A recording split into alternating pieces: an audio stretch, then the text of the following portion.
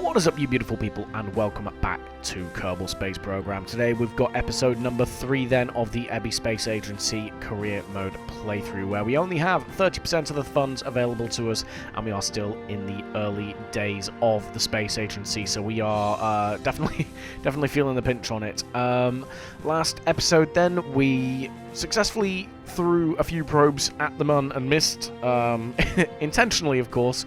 We were doing a few flybys, and we learned that flying a probe without SAS is difficult, and also without solar panels you've really got to stay on top of your power usage.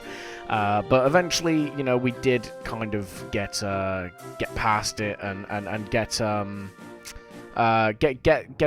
successful free return with one of our probes, and got that sweet science to unlock some better parts. So today the point of the mission is essentially going to be launching some probes at the Mun again, but this time a bit more accurately. You see there we have the successes from last time, and we get some money and some science points as we then head back into the administration building.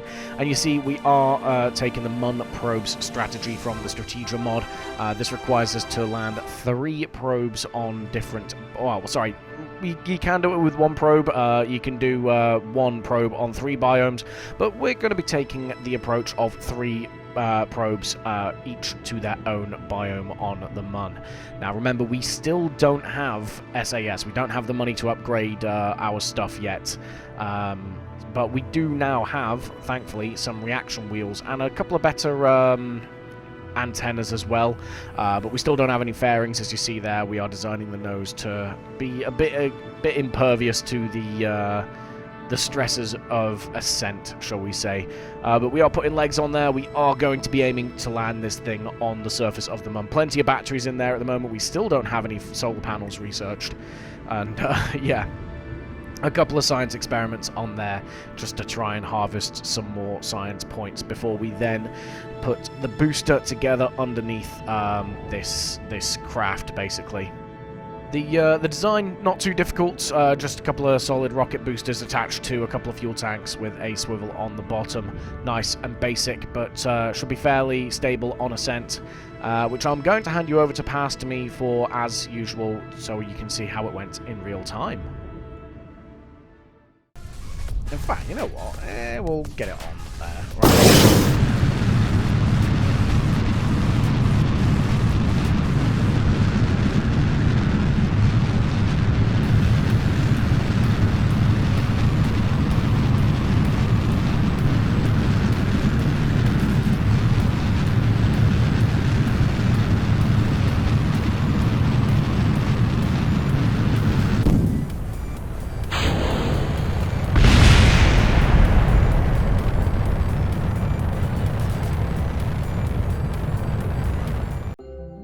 So there you go then, pretty standard ascent. You know, we've done a couple of these now. The reaction wheel's absolutely helping us out though, keep that towards that pro grade marker. We do a nice low gravity turn, just to try and preserve as much velocity as possible with the rotation of Kerbin.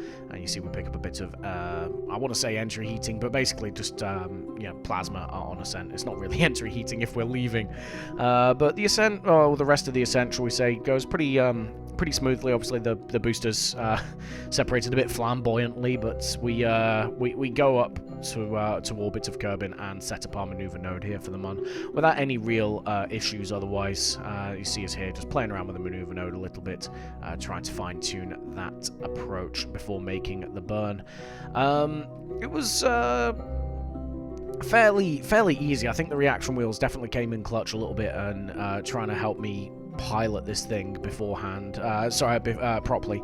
Obviously, previous launches we didn't have them, so to turn the craft around, we basically had to use the engines to do it, which meant obviously changing velocities and all that sort of stuff. Whereas this one is nice and simple. The reaction wheels in KSP are definitely a bit OP, as you see we now ascend to the Mun and circularize before setting ourselves up on an orbit and selecting our landing site. See there, we're just capturing and then we're going to move straight into try and select our landing site. And you see there we've got, as part of the Kerbal Engineer mod, that nice red landing marker. You see we just do a couple of experiments there on descent as well, before we make our final attempt at, well, our first attempt really at landing on the Mun. So I'm going to hand you once again over to pass me, just so you can see how that went as we touch down on the Mun for the first time. Enjoy.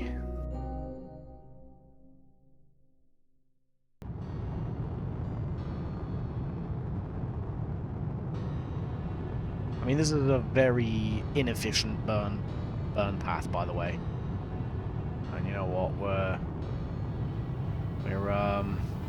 about to land on the side of a crater, which I'm not really down for, so I'm going to kill our horizontal speed and basically stick that aiming marker in the middle there. Right. I'm now going to move... Oh, Christ. I told you, piloting skills, piloting skills, piloting skills.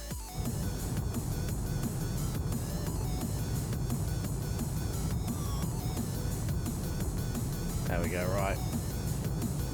Burn a little bit harder now.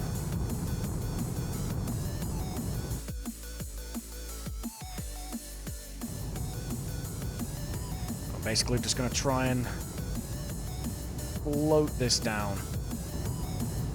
And we do have the... Oh, nuts.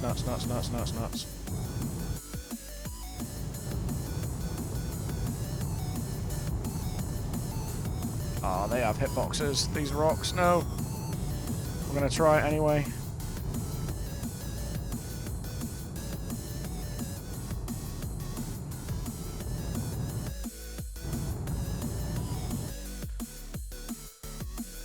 No! We did it!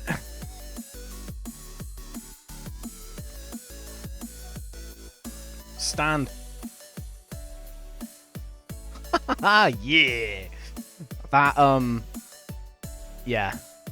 These are supposed to have hitboxes. So yeah, pretty decent landing.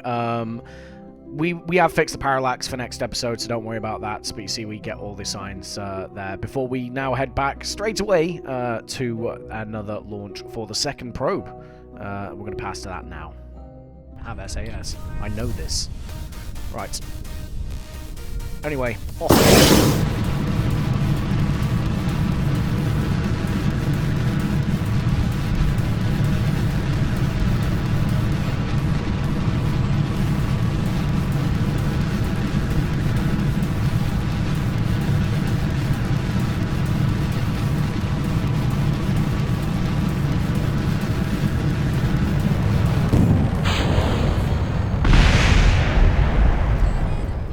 Another flamboyant separation for the boosters there, and you see we get the gravity turn done nice and early as well, but we leave ourselves a little bit vulnerable in the deeper part of the atmosphere, and well, it leads to this basically.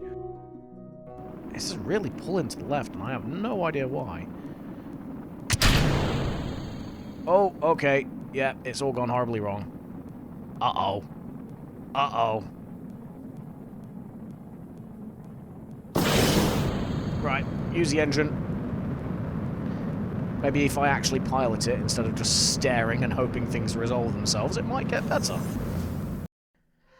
And get better it did. After I just stared at my failure for a couple of seconds, I realized I did have an engine with gimbaling on, and used that to basically get us back up the rest of the way up to orbit. So thankfully, we didn't lose the craft, and we can continue on with our mission unharassed by failure, shall we say. Again, ascent to the Mun, pretty straightforward. The only sort of challenge with this one, obviously aside from the fact that we're still landing without SAS, is that we were basically landing in darkness here as well. I don't know why, we just kind of got the approach wrong. We could have waited a bit longer in orbit of the Mun, but yeah, we just kind of went for it, really. The descent was actually a bit smoother though with this one. You see the landing marker isn't moving around all that much. We're keeping a good eye on our horizontal velocity, and we kind of just float it down, really. That well, that is until we get to a couple of feet off the ground, and yeah, we kind of get a bit wayward trying to kill out the rest of that horizontal speed, and yeah, well, you see that we tip over once again. But luckily, as with the first, you know, it is gentle enough speeds that we can just right ourselves, we don't do any damage, and we can once again get all that science back to the KSC. Again, nice and straightforward. You have a little bit of leftover power as we go back to KSC with that beautiful sunset there, courtesy of the volumetric clouds mod.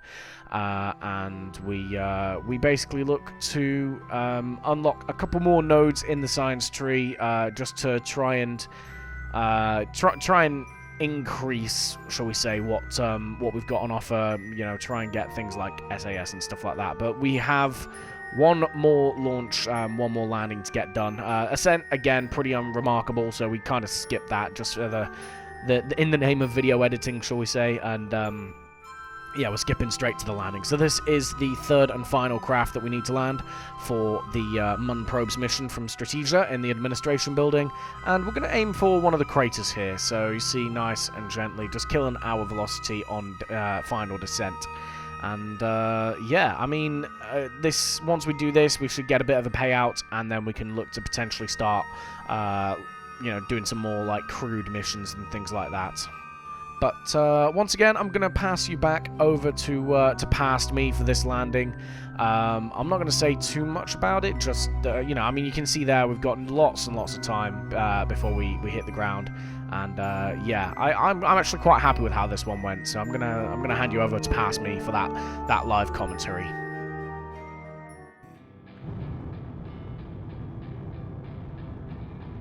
Come on, come on.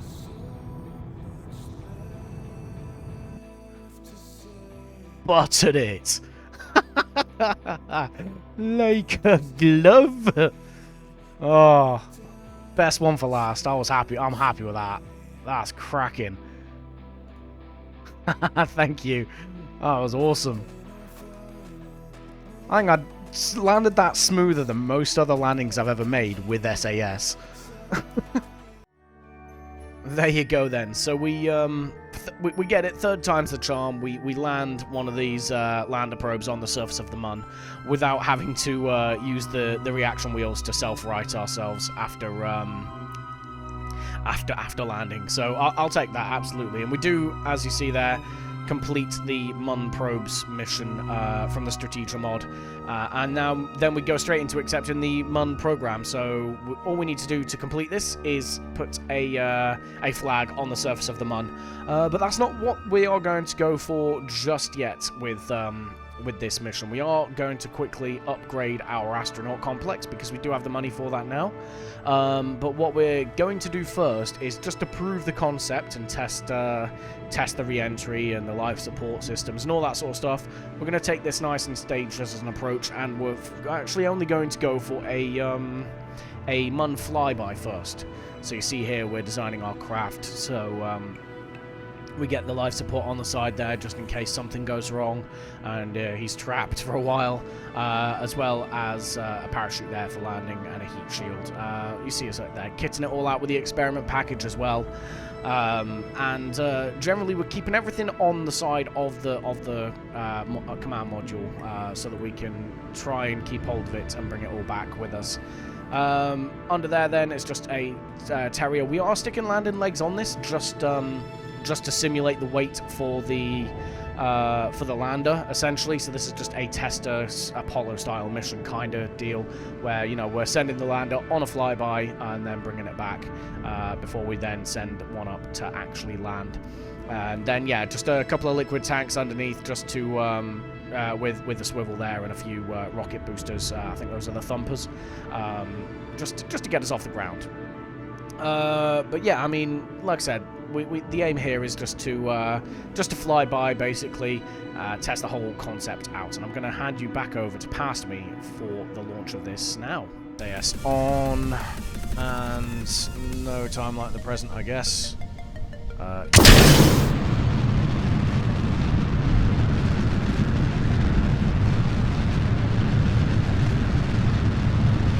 it flies, that's a start.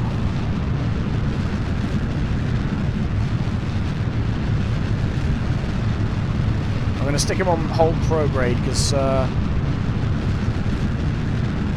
okay, it's getting a bit of oscillation.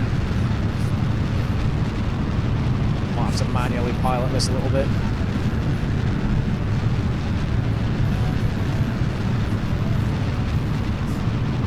I'm going to wait for these thumpers to run out of fuel. They are doing their heavy lifting.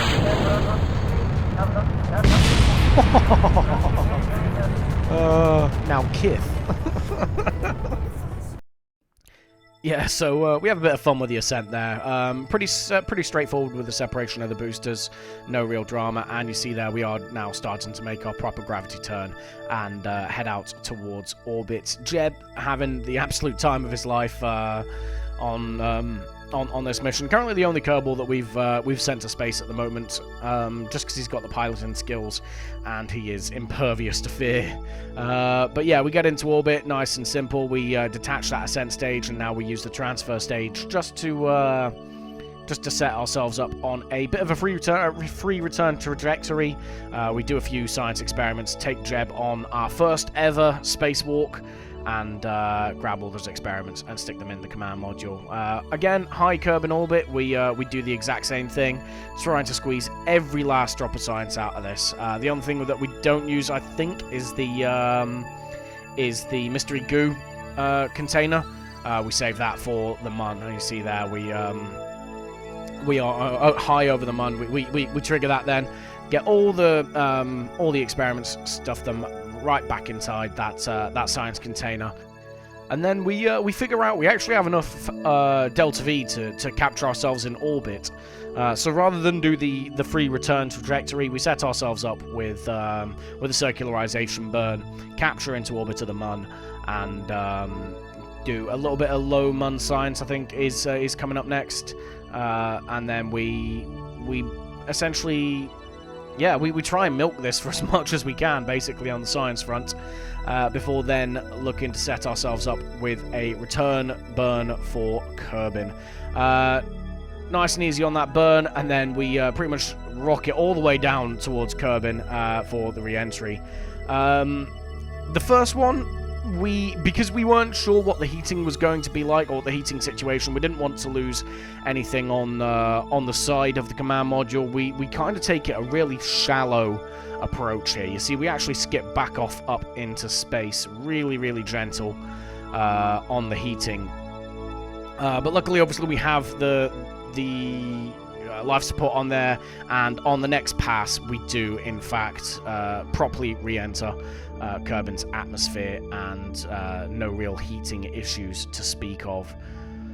The descent pretty straightforward from this point onwards. You know, we descend through the clouds nice and simply. No adverse weather or anything, and yeah, we're just going to fast forward now to splashdown and recover all that sweet science, which means that we can now unlock a few more nodes in the tech tree, and you know, get again better parts for us to use in future missions.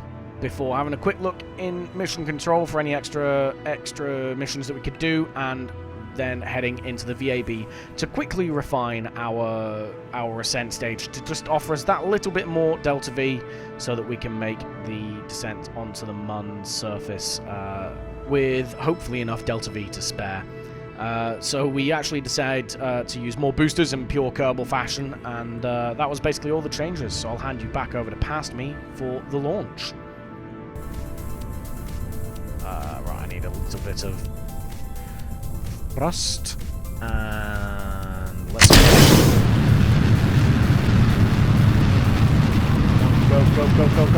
Tip.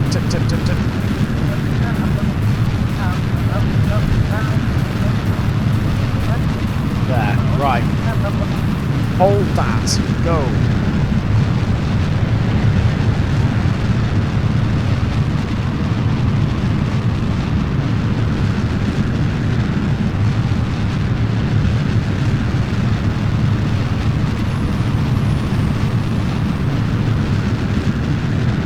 I'll do something a little bit silly to get rid of these boosters in a second.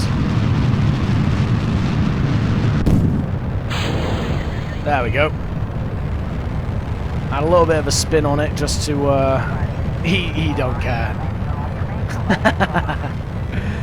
Yeah, we had a little bit of a spin there just to add a bit of centrifugal force, clear the boosters away from the winglets and stuff, just to reduce any risk of them coming back and biting us on the ass, basically. Right, okay, I'm gonna throttle down this engine because we are fast. And there you go then, we had a bit of flair to the decouple once again, but this time intentional. The rest of the mission, again, pretty straightforward. We've seen the ascent to the moon a few times now, so I've just fast-forwarded straight to sort of our initial descent. Doesn't really matter where we land here, so we just kind of aim for a somewhat flat area before putting the lander stage down. We did have a few sort of inefficient like a set of burns, like ascent profile, things like that. So we actually end up with a little bit, we're a little bit marginal on fuel, to be honest, guys. We're going to be able to land safely, but I'm not 100% certain if we're going to make it back. So I'm going to pass you over to me, pass me now for the landing quickly before I carry on.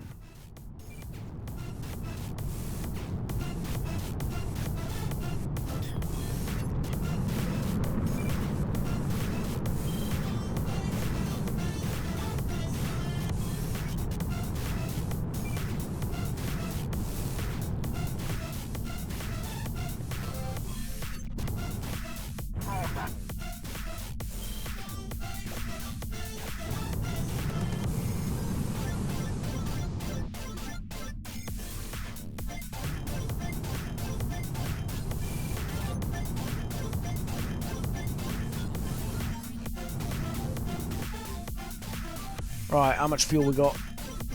Oh, 646. That was not as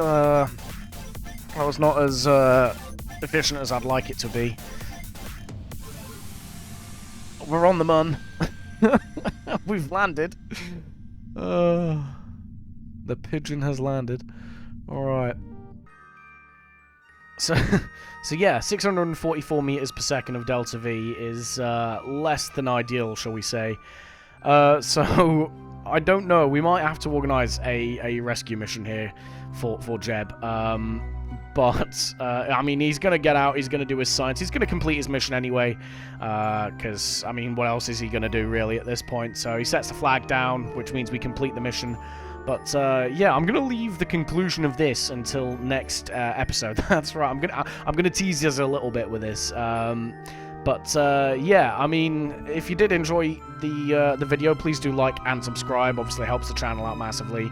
Do leave your thoughts in the comment section below. I'm always looking for, you know, feedback to improve these videos, because I still don't know what I'm doing. But for now, guys, thank you all for watching, and that is the end of the video, so I will see you all in the next one. Goodbye.